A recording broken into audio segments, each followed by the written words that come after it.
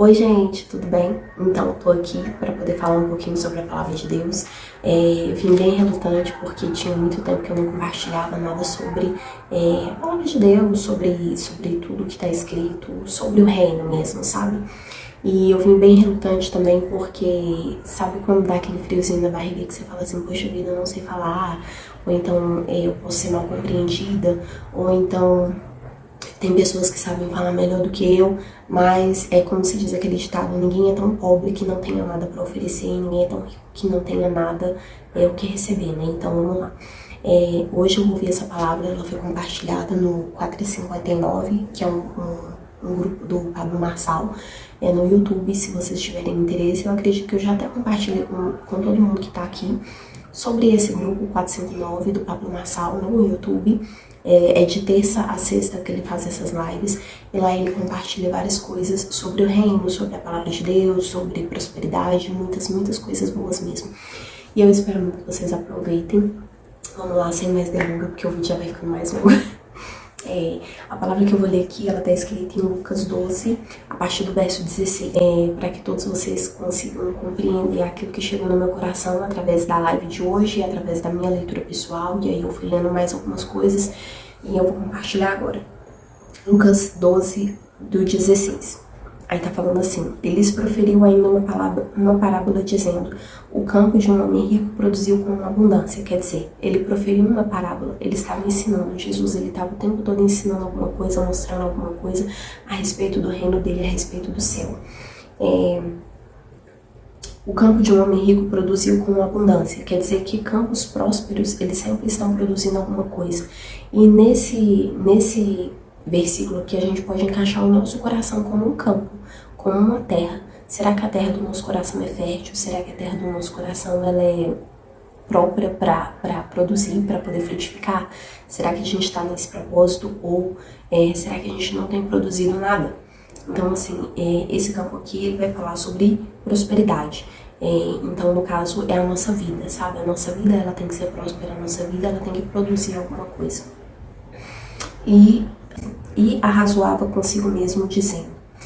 Ele arrazoava consigo mesmo, porque ele não tinha família, ele não tinha amigos, ele não tinha anciãos, ele não tinha sábios, ele não tinha a quem recorrer. Então ele arrazoava consigo mesmo, dizendo, o que farei, pois? Ou seja, ele teve dúvida, ele não sabia o que fazer, ele não tinha a quem recorrer uma resposta, então ele recorreu a si mesmo. Ele podia ter recorrido a Deus, né? Mas ele recorreu em si mesmo. Pois não tenho aonde recolher os meus frutos. Sabe, ele foi tão próspero, ele foi tão abundante que ele não tinha onde recolher os frutos, ele não sabia o que fazer. Ele estava buscando um meio de acumular essa riqueza, esse fruto que a terra dele deu. Ele estava buscando um meio de acumular riquezas, ele estava buscando um meio de juntar tudo aquilo que ele tinha produzido.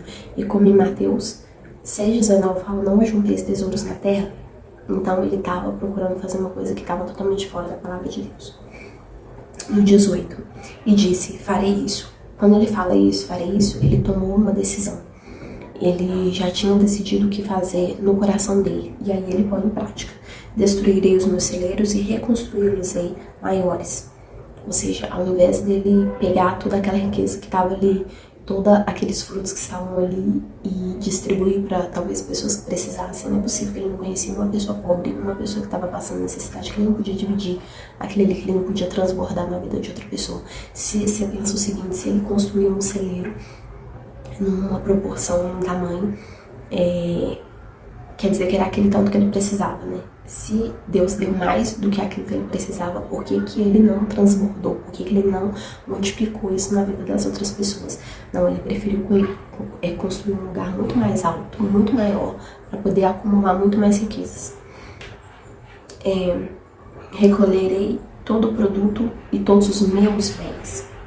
Aqui recolherei todo o meu produto e todos os meus bens, ou seja, ele mostra um comportamento bastante egoísta. Gente, eu tô olhando pra baixo porque tô com a colinha aqui, tá? Mostra um pensamento totalmente egoísta, né? 19. Então direi a minha alma. Ou seja, ele não tinha mais nada a quem dizer. Ele era solitário. Às vezes o comportamento que nós temos de egoísmo, ele nos deixa solitários, ele nos deixa sozinhos. Então, assim, você tem com quem compartilhar a sua alegria, você tem com quem compartilhar a sua tristeza, você tem com quem compartilhar aquilo que o seu coração deseja. Ou você compartilha consigo mesmo porque você se tornou tão egoísta a ponto de não ter a quem compartilhar. Tens depósitos em muitos bens para muitos anos. Ou seja, aqui ele fala com ele mesmo, né, que a missão de vida dele está cumprida. A missão de vida dele era simplesmente acumular riqueza para depois usufruir disso e que se dane o resto. Foi isso que ele pensou. Descansa, come, bebe e regala-te. É muito complicado porque assim, ele já tinha decidido toda a vida dele. Ele deve ter pensado consigo mesmo, vou trabalhar bastante, vou acumular bastante riqueza e depois eu vou ficar sem trabalhar o resto da minha vida, eu vou aposentar, né, literalmente, não vou compartilhar com ninguém, porque ninguém merece, eu não sei o que passava na cabeça dele, porque ninguém é merecedor, talvez, ele pensou isso. Ao invés dele multiplicar aquilo que Deus estava colocando na mão dele, ele resolveu reter tudo aquilo, um ato bem egoísta mesmo. Ele fala assim, descansa, come, bebe e regala-te. Ele tá dando um comando para a ordem dele, sabe? Para a alma dele. Ele tá dando um comando para a alma dele. No 20 fala, mas Deus lhe disse.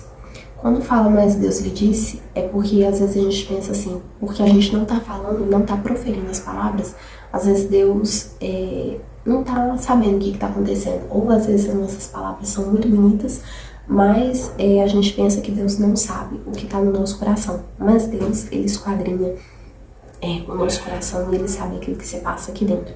Então, mesmo que às vezes as suas palavras são palavras bonitas, Deus, ele sabe qual que é a intenção, se você tem uma intenção boa ou uma intenção ruim, ou se você falou aquilo com o coração realmente aberto, ou se você falou por obrigação, ou qual foi a intenção, sabe? Qual foi a intenção do seu coração, literalmente.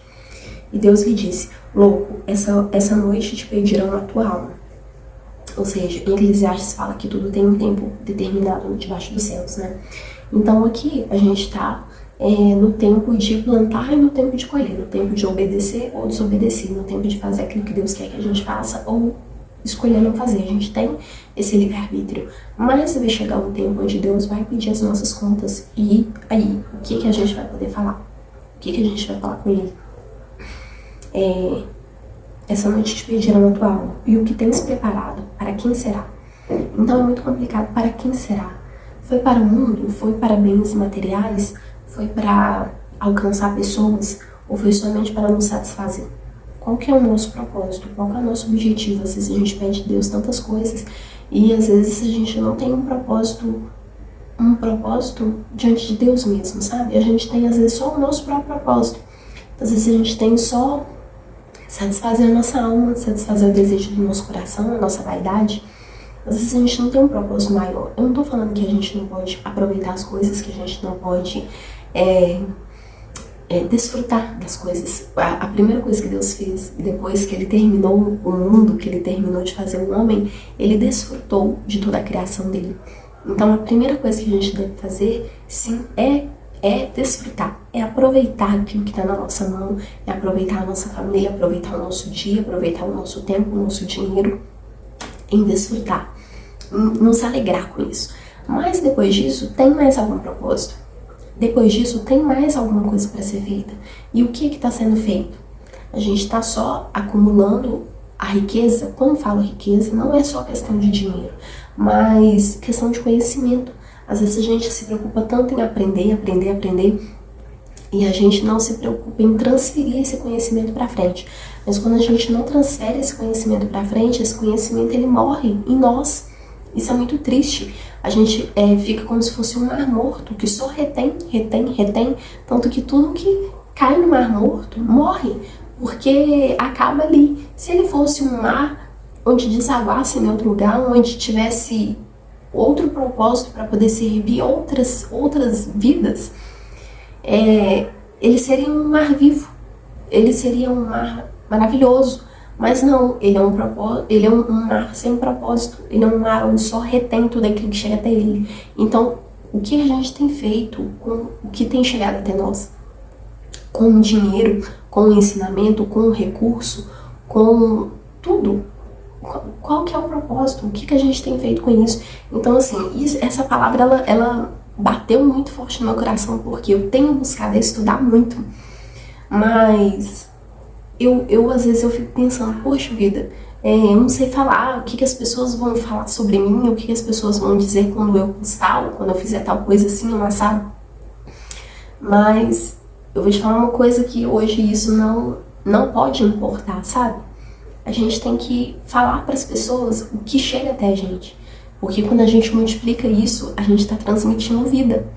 Quando a gente transmite isso para outras pessoas, a gente está exalando vida. A gente está sendo vida na vida de outras pessoas.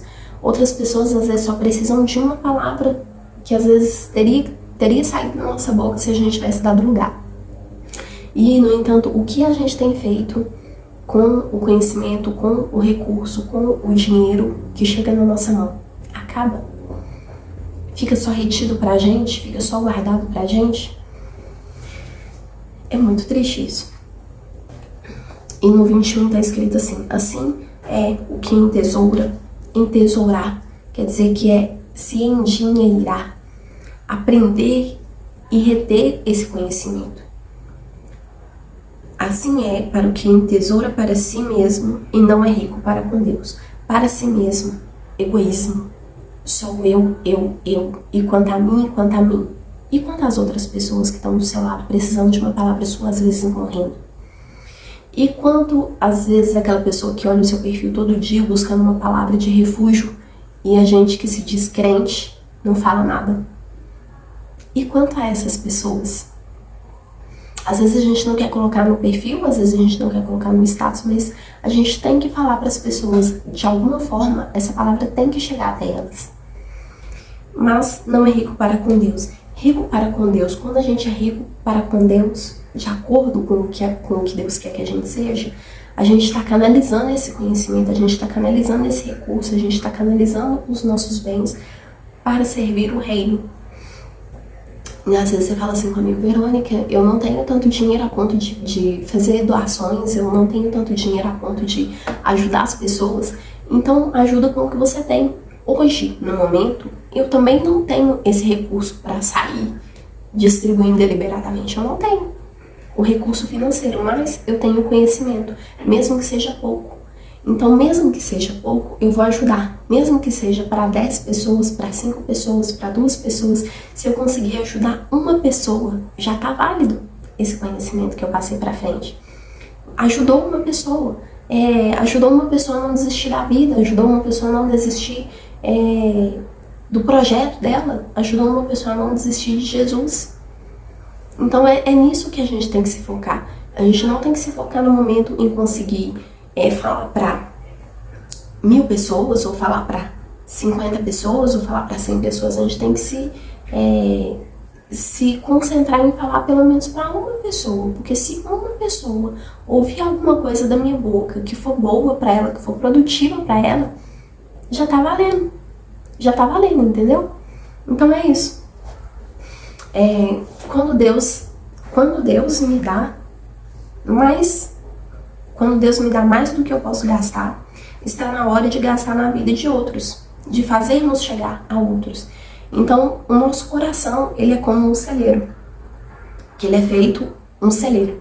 Então, a gente vai recebendo a informação, vai recebendo o estudo, vai recebendo o conhecimento, vai recebendo o recurso. E aí, quando chega no topo, aí foi. E aí a gente já usou, já desfrutou, a gente não tem, sabe, já estourou, já tá no limite. Quando chega nesse limite, tá na hora de fazer o quê? Transbordar. Transbordar na vida de outras pessoas. Mais conhecimento, mais amor, mais frutificar na vida de outras pessoas. Mesmo que seja uma única palavrinha tão pequenininha que pra você não faz diferença, mas na vida de outra pessoa que tá ouvindo faz diferença. Quem transborda pode morrer feliz a qualquer hora, pois sabe que está cumprindo a missão. Então, quando a gente faz isso, mesmo que seja pouco, mesmo que a gente às vezes fala, poxa, eu poderia ter feito mais, então quer dizer que você quer continuar transbordando na vida de outras pessoas. Então, quando a gente está fazendo isso, quando a gente está fazendo o que Deus mandou a gente fazer, a gente pode morrer a qualquer hora, porque a morte é só um rito de passagem. A gente sabe que a gente está cumprindo a nossa missão. A gente sabe que quando Deus pedir as nossas contas, a gente vai ter o que mostrar para Ele. A gente vai falar assim, poxa Deus, eu sei que eu demorei tanto para começar, mas está aqui o fruto do meu trabalho, mesmo que tenha sido tão pouco.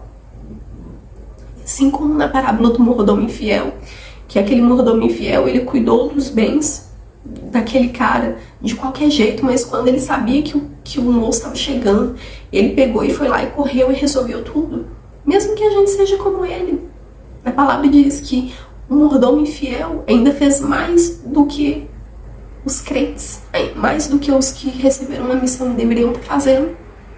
Então eu te pergunto, o que você está fazendo? O que eu estou fazendo?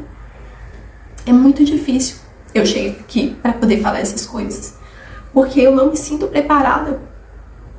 Mas se a gente for esperar estar preparada para fazer alguma coisa, a gente nunca vai fazer nada. Então ouve, retém o que é bom para você e multiplica isso na vida de outras pessoas. É só isso. Eu espero que isso possa frutificar no coração de vocês. E eu espero muito que vocês frutifiquem, que vocês multipliquem, que vocês transbordem. Porque Deus, Ele não deixa faltar. Quanto mais você dá, mais você tem. A matemática de Deus é muito diferente da nossa. A nossa matemática, ela fala sobre você dar e ficar sem.